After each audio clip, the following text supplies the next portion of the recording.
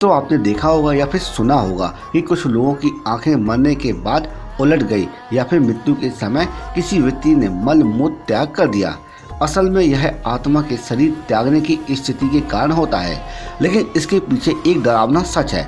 इस सत्य को जानकर आपके होश उड़ जाएंगे। दोस्तों, मृत्यु तो सभी को आनी है, क्योंकि धरती पर कोई भी अमृत पी के नहीं आया है। सभी को एक ना एक दिन इस संसार सागर को छोड़ के जाना ही होता है। इसलिए किसी के मरने में कोई भी आश्चर्य की बात नहीं होती है, लेकिन उसकी मृत्यु कैसे हुई और मरते समय उसकी कैसी दशा थी, ये कई रहस्यों से पर्दा उठा देता है। आपने शायद सुना होगा या फिर देखा होगा कि कुछ लोग मरने के बाद उनकी आंखें उलट जाती हैं या फिर मृत्यु के समय किसी व्यक्ति ने मल मूत्र त्याग कर दिया। असल में यह आत्मा के शरीर त्यागने की स्थिति के कारण होता है। इसके पीछे एक डरावना सच है। इस सत्य को जानकर आपके होश उड़ जाएंगे।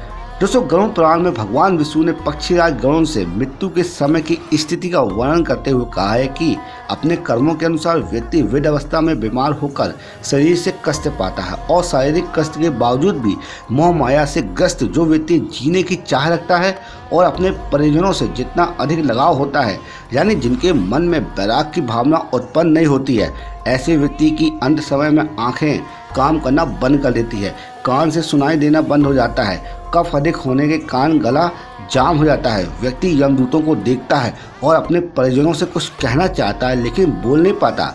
मोह माया के कारण यमदूतों को देखकर डरा हुआ व्यक्ति प्राण त्याग नहीं करना चाहता। समय में यमदूत बलपूर्वक व्यक्ति की आत्मा को शरीर से निकाल लेते हैं।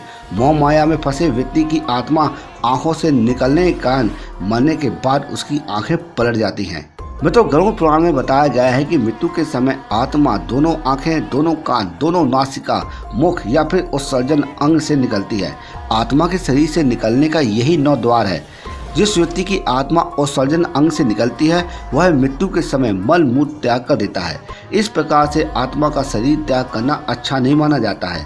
दोस्तों, गरुड़ पुराण में बताया गया है कि इस प्रकार की आत्मा इन्हीं की निकलती है जो जीवन भर अपने और अपने परिवार के बारे में सोचते हैं और उनके लिए नैतिकता को त्याग कर धन और सुख अर्जित करते हैं।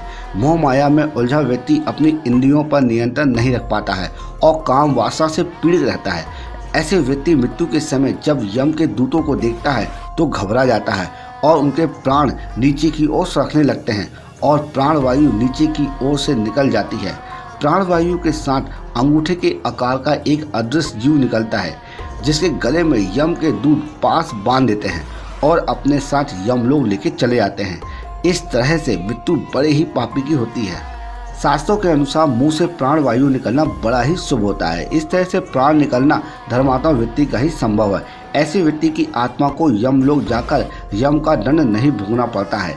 शास्त्रों में यह भी बताया गया है कि मुख के अलावा नासिक से प्राण का निकलना भी शुभ होता है। इस तरह से प्राण का त्याग उन्हीं व्यक्तियों के लिए संभव है जिन्होंने कामना और मोह का त्याग कर लिया हो। व्यक्ति और समाज में रहते हुए भी जो वैरागी है वही इस तरह के प्राण त्याग कर सकता है।